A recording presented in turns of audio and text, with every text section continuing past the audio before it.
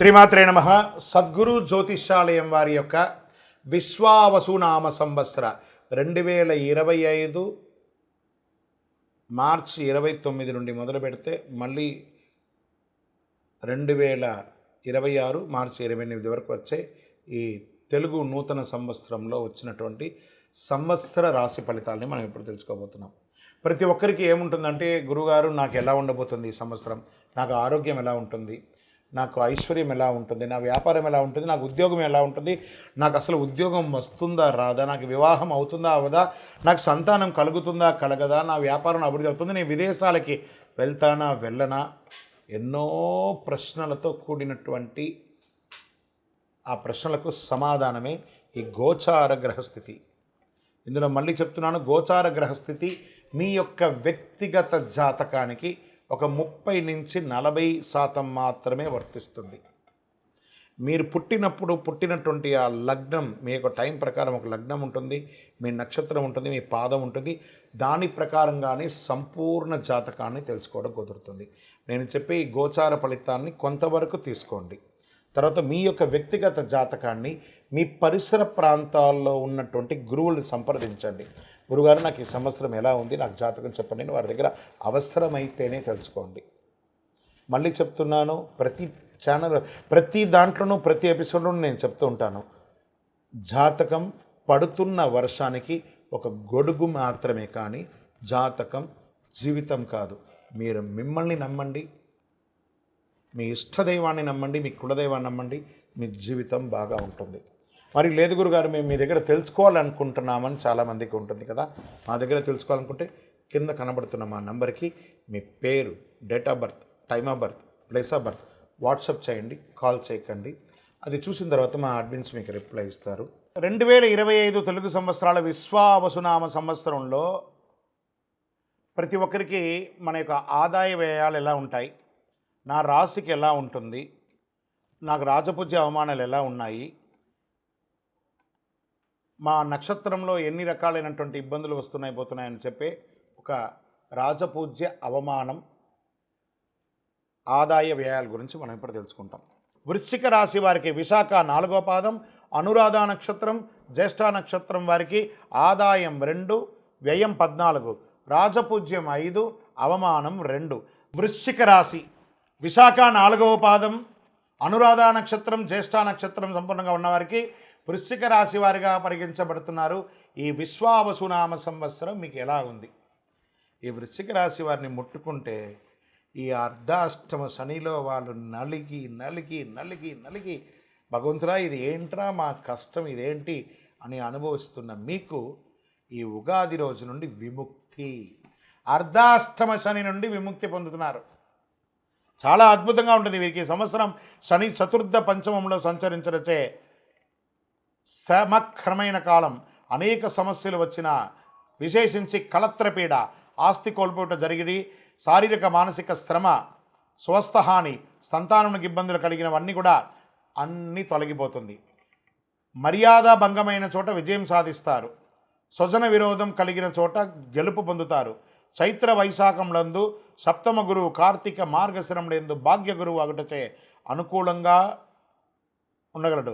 ఆరోగ్యం, రాజదర్శనం, ఇష్టకార్య సిద్ధి, గౌరవ మర్యాదలు, కీర్తి ప్రతిష్టలు కలుగుతాయి. మిగిలిన సమయంలో అష్టమ గురువు అయినందున చోరాగ్ని, శస్త్రబాధలు, అపనిందలు, భయము, గౌరవహాని కలిగే అవకాశాలు కొంత ఉన్నాయి. చైత్ర వైశాఖములందు పంచమ రాహు, ఏకాదశ కేతు అయినందున కొంత లాభం, జయము, ప్రోత్సాహము, సన్మానము, పశులాభములు, పుత్రమూలక అన్ని లాభములు. చతుర్థ రాహువు దశమకేతు అయినందున వృత్తి, ఉద్యోగ, వ్యాపారం నందు చిన్న చిన్న చిక్కులున్నా కూడా తొలగుతాయి. మాతృవర్గంలో పేచీలు, గృహం నందు చిన్న చిన్న అశాంతులు వచ్చే అవకాశం ఉన్నాయి. శ్రావణ భాద్రపదములందు మాఘ పాల్గొనములందు కుజానుకూలతతో భూగృహ సంపాదన అవకాశం కలుగుతుంది. ఈ సంవత్సరము ఉద్యోగం చేసేవారికి 70-30%గా ఉన్నాయి. శని బాగున్నాడు, పూరు కాస్త ఇబ్బంది పెడుతున్నాడు, మిగతా గ్రహాలు బాగున్నాయి. ఇలా వ్యాపారస్తులకి కొత్త వ్యాపారం ప్రారంభించకండి, ఉన్న వ్యాపారమే చాలా బాగుంది అని కూడా చెప్పచ్చు. విశేషంగా వృశ్చిక రాశి వారికి మంచి కాలం రాబోతుంది. ఉద్యోగస్తులకి మంచి స్థానంలో మీరు కోరుకున్నటువంటి ప్రమోషన్, ఇంక్రిమెంట్ అది ట్రాన్స్ఫర్స్ వచ్చే అవకాశాలు ఎక్కువ కనబడుతున్నాయి. విద్యార్థులు మంచి విద్య చదివి ఉద్యోగం కోసం ఎదురు చూస్తున్న వారికి మంచి ఉద్యోగాలు రాబోతున్నాయి. వివాహం కాని వారికి వివాహం, గృహప్రవేశాది శుభాది కార్యక్రమాలు ఎక్కువ జరిగే అవకాశాలు ఈ సంవత్సరం మెండుగా ఉంది అని కూడా చెప్పచ్చు. సర్వీస్ సెక్టార్ వారికి, ఐటీ రంగం వారికి కూడా చాలా బాగుంది. చక్కగా ఈ మీడియా రంగం వారికి చాలా, ప్రింటింగ్ ఎలక్ట్రానిక్ మీడియా వారికి చాలా బాగుందని చెప్పచ్చు. నక్షత్రపరంగా విశాఖ నక్షత్రం వారికి సంవత్సర ఆరంభం నుండి వైశాఖ పూర్వార్కం వరకు, భాద్రపద బహుళం నుండి మాఘపూర్వం వరకు జన్మతారయందు శని, సంవత్సరం నుండి కార్తీక బహుళం వరకు జన్మతారయందు రాహు సంచరిస్తున్నారు. అనురాధ వారికి వైశాఖ బహుళం నుండి భాద్రపద బహుళం వరకు జన్మతారయందు శని సంచరిస్తారు. జ్యేష్ఠ వారికి మార్గశిర శుక్లం నుండి సంవత్సరాంతం వరకు నైదన తారయందు రాహు సంచరిస్తున్నారు. మొత్తం మీద మీరు ఈ సంవత్సరము సంపూర్ణ నవగ్రహ శాంతి చేసుకొని మీ ఇష్టదైవం లేదా సుబ్రహ్మణ్య స్వామికి, ఆంజనేయ స్వామికి చక్కగా పూజాది కార్యక్రమాలు చేసుకొని మీ కులదైవం దగ్గర ఒక మీ వయసు ఎంత ఉందో అన్ని దీపాలతో నువ్వుల నూనెతో దీపం వెలిగించండి. 9 మీ యొక్క లక్కీ నెంబర్ అని కూడా చెప్పచ్చు. బ్లూ కలర్ లేదా బ్లాక్ కలర్ మీకు చాలా చాలా కలిసి వస్తుంది అని కూడా చెప్పడం జరుగుతుంది. మీ యొక్క కులదైవ ప్రార్థన ఖచ్చితంగా చెప్పడం జరుగుతుంది. ఇంకనూ సకల దోషాలు తొలగి ఆనందంగా ఉండడానికి అతి అద్భుతమైనటువంటి శక్తివంతమైనటువంటి కరుంగాలి మాలను ధరించండి. ఆయురారోగ్య ఐశ్వర్య భోగభాగ్యాలను పొందండి. వృశ్చిక రాశి మిత్రులారా, ఈ సంవత్సరం మీకు ఏదో ఒక గొప్ప జరగబోతుంది మీ జీవితంలో. ఎదురు చూడండి, వచ్చేస్తుంది. ప్రయత్నం చేయకపోతే రాదు, ప్రయత్నం చేయండి. మీ దగ్గరలో ఉంది మీ యొక్క అద్భుతం. శ్రీమాత్రే నమః. అందరికీ కూడాను ఈ విశ్వావసు నామ సంవత్సర శుభాకాంక్షలు, ఉగాది శుభాకాంక్షలను కూడా చెప్పుకోవచ్చు. అసలు ఈ ఉగాది అంటే ఏంటి? యుగానికి ఆదిగా ఉన్నటువంటిది యుగాది అంటారు కదా. ఈ ఉగాది అంటే ఏంటి? ఈ ఉగాది యొక్క విశిష్టత ఏంటి? ఈరోజు ఏమేమి చేయాలి? ఉగాది పంచాంగ శ్రవణం ఎందుకు చేయాలి? ఉగాది పచ్చడి ఎందుకు చేయాలి? ఉగాది యొక్క విశిష్టత మొత్తం మనం ఇప్పుడు తెలుసుకోబోతున్నాం. ఈ ఉగాది అంటే ఎలా జరుపుకోవాలి అనే దాని ముందు చూసుకోండి. ఉగాది అంటే తెలుగింటికి ఒక అద్భుతమైనటువంటి అసలు సిసలైన తెలుగువారి యొక్క పండుగ అని చెప్పవచ్చు. తొలి పండుగ అన్నిటికంటే కూడా ఈ తొలి పండుగ ఉంటుంది. ఈ పేరు వినగానే ప్రకృతి అంతా కూడా పులకించిపోతుంది. చైత్రమాస శుద్ధ పాడ్యమి నాడు వస్తుంది ఇది. చక్కగా ప్రకృతి పరంగా చూస్తే కొత్త మార్పులు ఉగాది రోజు నుంచే ప్రారంభమవుతాయి. రాలిన ఆకులంతా కూడా చెట్లకంతా రాలిపోయి ఉంటుంది చూస్తారు, అవన్నీ కూడా చిగురించి కొత్త ఆకులుగా, లేత ఆకులుగా ప్రతి దాంట్లోనూ కనబడుతుంది. కోయిల కొత్త సంవత్సరానికి రాగాన్ని ఇస్తున్నట్టుగా ఉంటుంది. మల్లె, మామిడి పిందెలు, వేపపూత ఇవన్నీ కూడా చూస్తే ఎక్కడ చూసినా ఇది వచ్చేసి పట్టణంలో కంటే కూడా పల్లెల్లో చూస్తే చాలా ఆహ్లాదంగా ఉంటుంది. ఆ యొక్క ఇవన్నీ కూడాను ఉత్సాహంగా కోయిల కుహుకారం చాలా అద్భుతంగా ఈ యొక్క నెలలో కూడా వినబడుతుంది అంటారు.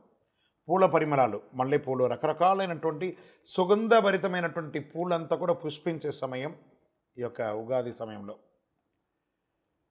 ఈ ఉగాది అంటే తెలుగు సంవత్సరం మొదటి రోజు అని కూడా మనం అంటుంటాం. తెలుగు సంవత్సరం కూడా మొదలవుతుంది. ఇది ఆంధ్రప్రదేశ్, తెలంగాణ, కర్ణాటక మరియు మహారాష్ట్రలో ఉగాది వేడుకలు చాలా గొప్పగా జరుపుకుంటారు. తెలుగు రాష్ట్రాలతో పాటు మహారాష్ట్రలోనూ తెలుగు సంవత్సరాదిని చాలామంది జరుపుకుంటున్నారు. వారి భాషల్లో ఈ ఉగాదిని పిలుచుకుంటారు. ఆంగ్ల సంవత్సరం జనవరి 1 నుండి డిసెంబర్ 31 వరకు ఎలా ఉంటుందో తెలుగు సంవత్సరం కూడా ఏడాది పేరుతో ప్రారంభమై చైత్రం నుండి పాల్గొన్న వరకు 12 నెలలుగా ఉంటాయన్నమాట. ఇది అప్పుడప్పుడు అధిక మాసాలు వస్తే 13 నెలలుగా కూడా ఈ యొక్క ఉగాది అనేది ఉంటుంది. అసలు ఉగాది ఎందుకు జరుపుకుంటాం? దాని వెనక ఉన్న పురాణ గాథలు ఏమైనా ఎవిడెన్స్ ఉన్నాయా?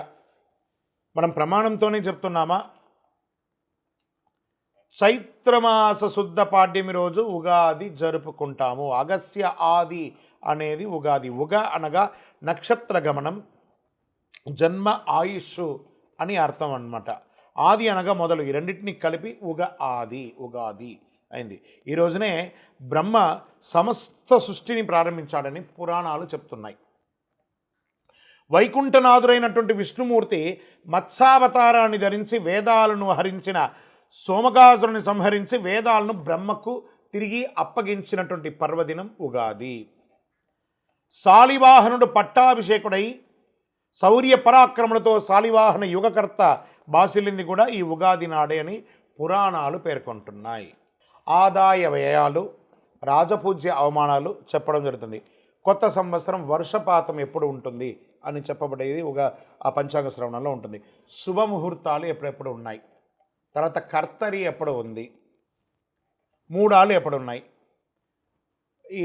ఈ వాతావరణంలో ఏమైనా తేడా ఉందా, తర్వాత సంక్షోభం ఏమైనా ఉందా, అతివృష్టి అనావృష్టి ఏమైనా ఉందా, పంటలు ఎలా పండుతాయి, ప్రధానంగా పెళ్ళిళ్ళ సీజన్ ఉన్నప్పటి నుంచి ప్రారంభమవుతుంది కాబట్టి పెళ్ళిళ్ళు ఎలా ఉన్నాయి, ముహూర్తాలు అసలు ఉన్నాయా లేదా, తిరిగి ఎప్పుడు మంచి ముహూర్తాలు వస్తాయి. ఉగాది రోజున పంచాంగ శ్రవణం అన్ని దేవాలయాల్లోనూ అన్ని ఊరిలోనూ మన గ్రామ పంచాయతీలో కానీ రాష్ట్ర ప్రకారం అయితే పెద్ద పెద్ద అధికారుల ముందర కానీ లేదా గవర్నర్ బంగ్లాలోనూ సీఎం బంగ్లాల్లోనూ ఒక్కొక్క వారి యొక్క ప్రకారం అందరూ చేసుకోవడం జరుగుతుంది.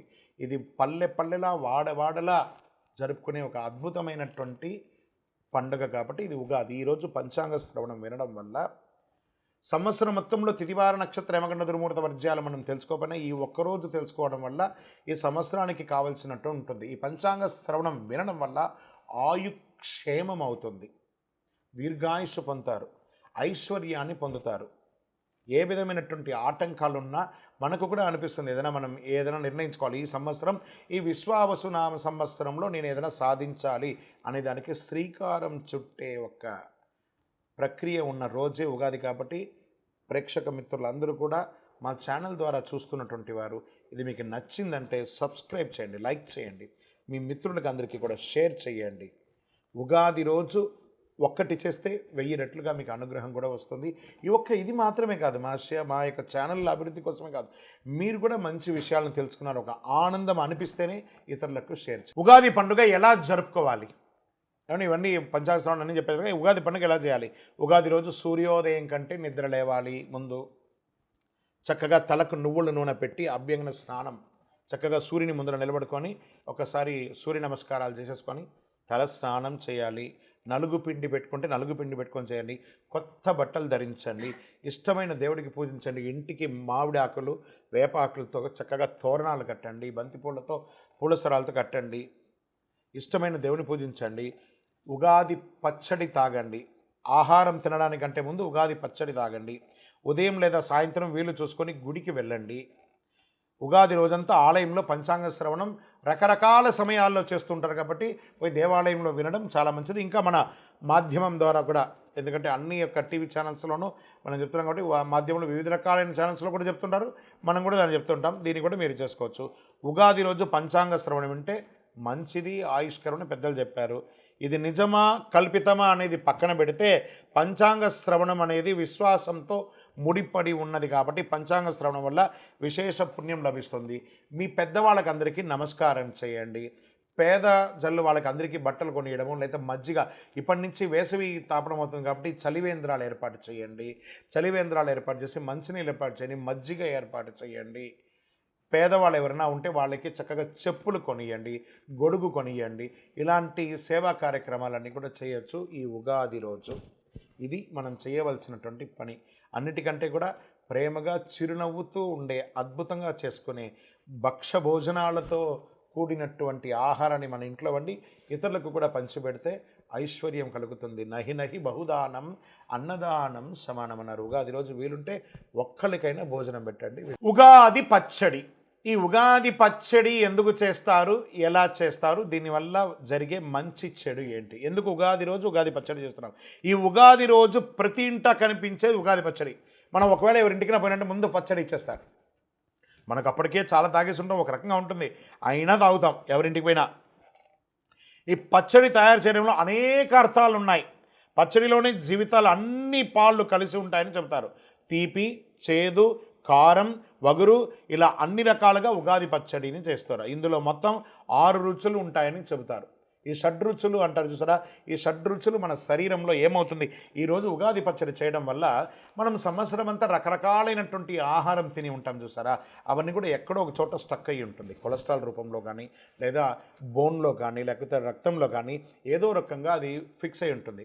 ఈ షడ్రుచులతో కూడినటువంటి ఒక ఉగాది పచ్చడి తీసుకోవడం వల్ల ఇవన్నీ కూడా క్లెన్స్ అవుతుంది, క్లీన్ అయ్యి అన్నీ కూడాను వ్యర్థంగా బయటికి వెళ్ళిపోయి మనం ఆరోగ్యవంతులుగా ఉంటామట. ప్రతి నరం, ప్రతి నాడి, ప్రతి శరీరంలో ప్రతి కణము కూడా కదులుతుందట ఈ ఉగాది పచ్చడి చేయడం. నక్కసిక పర్యంతం మన బండి ఓవర్ ఆయిల్ అయినట్టు. ఇప్పుడు ఎలా మన స్కూటరో కారో ఏదో ఒకటి కొంటే ఎలా ఓవర్ ఆయిల్ అవుతాం, అలాగే మన శరీరానికి ఉగాది పచ్చడి ఒక ఓవర్ ఆయిల్ చేసే ఒక అద్భుతమైనటువంటి సంజీవిని ఔషధం. అంత గొప్పదనమాట. ఇందులో తీపికారం, పులుపు, వగరు, చేదు, కారం కలయికతో ఉగాది పచ్చడి తయారు చేస్తారు. మన జీవితంలో అన్ని రుచి చూడాలంటే ఈ ఉగాది పచ్చడి విశిష్టత. కష్టాలు, సుఖాలు, దుఃఖాలు, సంతోషాలు ఇలా అన్ని జీవితంలో చూడాల్సిన వస్తుందని ఈ పచ్చడి ద్వారా మనం సంస్కృతి మనకు తెలియజేసే ఒక మహత్తరమైనటువంటి ఒక విషయం అనమాట ఇది. ఈ పచ్చడిలో కలిసే వేప పువ్వు చేదుకి గుర్తుగా, మామిడి ముక్కలు పులుపుకి గుర్తుగా, అరటిపండ్లు తీపికి గుర్తుగా ఇందులో జత చేస్తూ ఉంటాను. బెల్లాన్ని కూడా ఇందులో కలుపుతాం. వేసవి కాలంలో వేడి చేయకుండా పూర్తిగా తిన్నది జీర్ణం కావడానికి వీటిని ఉగాది పచ్చడిలో ఉపయోగిస్తారని పెద్దల కాలం నుంచి దీన్ని పాటిస్తూ మనం వస్తున్నాం. పచ్చడితోనే ఈ పచ్చడి తినడం ద్వారా జీవితం అంటే అర్థమయ్యేలా పూర్వీకులు ఈ తరం వారికి చెప్పే ఒక మిగిలినటువంటి మనకు ఒక అవశేషం అని కూడా చెప్పవచ్చు. ఈ జనరేషన్తో ఫాస్ట్ జనరేషన్ కదా, అలాంటిది ఒక మిగిలిందని ఒక అవశేషంగా చెప్పచ్చు. పచ్చడిలో మాదిరిగానే జీవితంలో షడ్రుచులు ఉంటాయి, వాటిని సంతోషంగా ఆస్వాదించాలని పెద్దలు ఉగాది నాడు నుండి మీరు ఉండాలని చెప్పారు. ఆరోగ్యకరమైనటువంటి ప్రయోజనాలు, అనేక ఔషధ గుణాలు ఉంది ఇందులో. శరీరంలో ఆరోగ్యాన్ని కాపాడుకోవడానికి ఈ రకమైనటువంటి రుచులు జీవితంలో అవసరమని కూడా చెప్పేలా ఉగాది పచ్చడి తయారు చేస్తారు. సుఖాలను ఎంత ఆనందంగా స్వీకరిస్తామో కష్టాలను కూడా అదే మాదిరిగా ఆనందంగా తీసుకుంటే జీవితంలో ముందుకు సాగి అద్భుతమైనటువంటి జీవితంలో ఈ విశ్వావసు నామ సంవత్సరంలో ఉగాది పచ్చడిలో ఉన్నటువంటి షడ్రుచులు ఉన్నట్టుగానే మీ జీవితంలో కూడా షడ్రుచులతో కూడినటువంటి జీవితంగా బతకాలని మనస్ఫూర్తిగా ప్రార్థిస్తున్నాం. విజయోస్తు.